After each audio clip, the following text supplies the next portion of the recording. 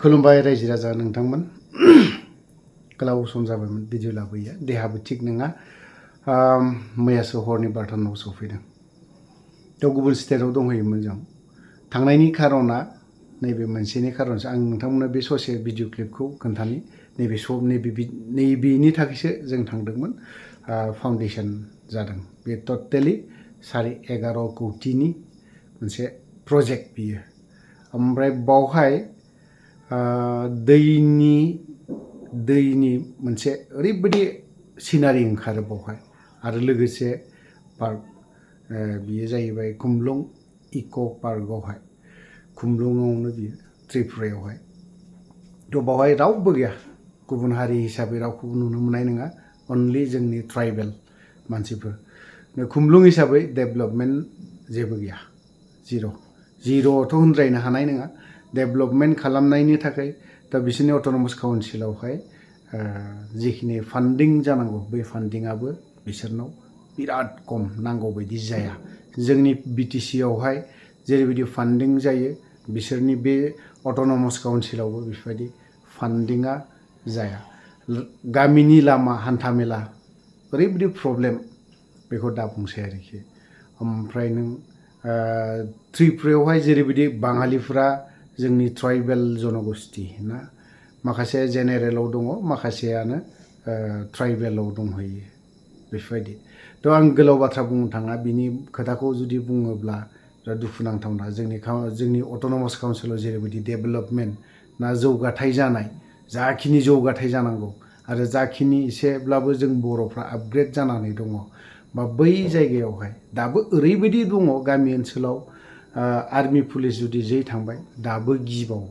दाबो गिनाय भाब फैयो जायगा जायगा जों सासे MLA सारनि नामखौ बुंला बिनि न'आवबो जों हर थादों ओमफ्राय बिनि खाथियावनो बाङालिफोर दंजोबोमोन ओमफ्राय बिसोरनावबो जों बायदि हाथियार हमग्रा दंमोन बिथांमोननि नाजानायाव बे जायगाया गासिबो खकबरक जाजोब्बाय बेफोरबायदि थ' नैबे मोनसे खामानिनि थाखाय थांदोंमोन बे प्रजेक्टखौ नायनानै जों ओरैबायदि मोजां मोनबोदों माने स्क्रिन गैया मा गैया ना बेयावनो गावसोरनि जारिमिन राजानि बै समनि राजानि जाथायफोरखौ बेयाव खोन्थादों नोंसोर ससे खोन्थानि आङो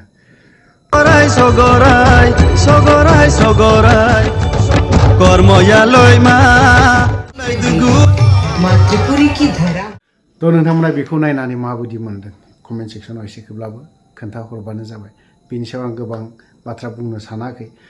जोङो गोबाङानो थाङो अरुणाचल जोंनि जेसेबां टुरिस्टफोर थाङोना अरुणाचलाव रासिन थाङो आरो गुबुन नागालेण्ड थाङो ना गुबुन स्टेटआव थाङो नाथाय त्रिपुरा स्टेटआव गोबां खम आरो जोंनि त्रिपुरा स्टेटआव थाङोब्लाबो आगरतलायाव मेनलि आगरतलायावसो थाङो आगरतलायाव मोनसे जाथाय जाबावदों बारा गोबावनि जाथाय नङा बियो जिहेतु राजानि न' बे न'आव गेटखौ बाङालिफोरा मा खालामहैदोंमोन देखावहैदोंमोन दा थाङोब्ला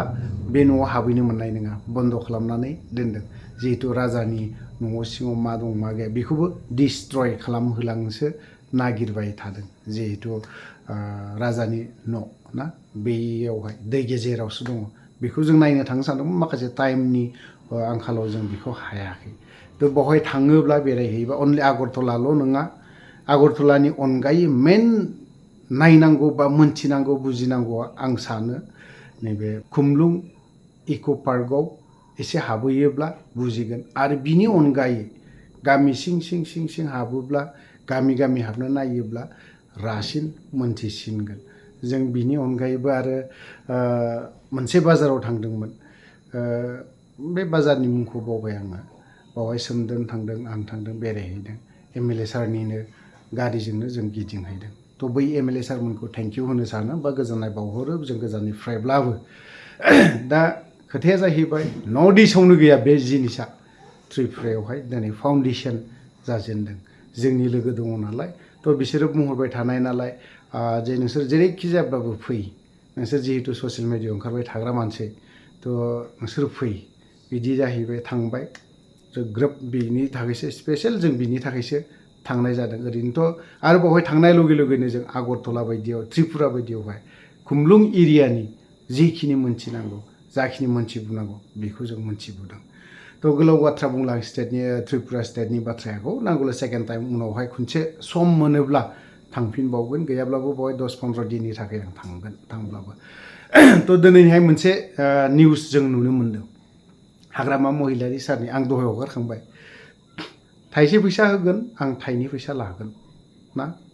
बे मोनसे बिराद मोजां बाथ्रा बुंदों जों माने कयेकथा बाथ्राया ओरैबायदि साननो गोनां जाखादों आरो नंखागौ आंनिफ्राय नोंनो थाइसे थाखाल'सो लागोन आं थाइनै नोंनिफ्राय लागोन नंगौना नङा जों डेभेलपमेन्टखौ खालामनांगोन जौगाथायखौ खालामनांगोन थ' थांनाय बाराव बेफोरबायदि गोख्रों स्टेटमेन्ट बा गोख्रों बाथ्रा बुंनाय 16टा डिपार्टमेन्टआ दिनै डिसिनि आखायाव दंमोन बे 16टा डिपार्टमेन्टखौ दिनैहाय दा बिटिसि काउन्सिला आरोबाव लाबोफिनबावबाय आरो गोरलै खोथा नङा बिसोरो थ' थांनाय बार 17टा देरहानायाव बिसोरखौ लायाखैमोन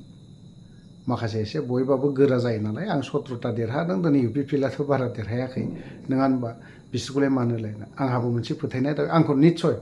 फार्स्ट अनार होगोन बेफोरबायदि फार्स्टआवनो आंखौ फन खालामगोन बा रायलायगोन आंजोंनो बेखिनि बाथ्रा मोनसे दङमोन थ' जियानो जाला बेबो मोनसे थांबाय बे बारावहाय 20+ होनबाय थादोंमोन 20+ दिनै ब्रायैनो बियो दिनै मा मोनदों 20+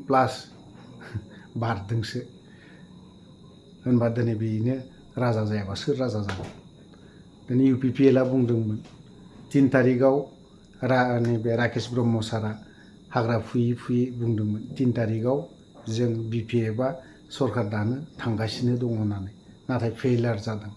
बे फेइलार जानायनि खारनाबो बेफोरनो दिनै बिथांमोना खुगायावल' लेब बुङो खामानि मावनायाव एसेब्लाबो खम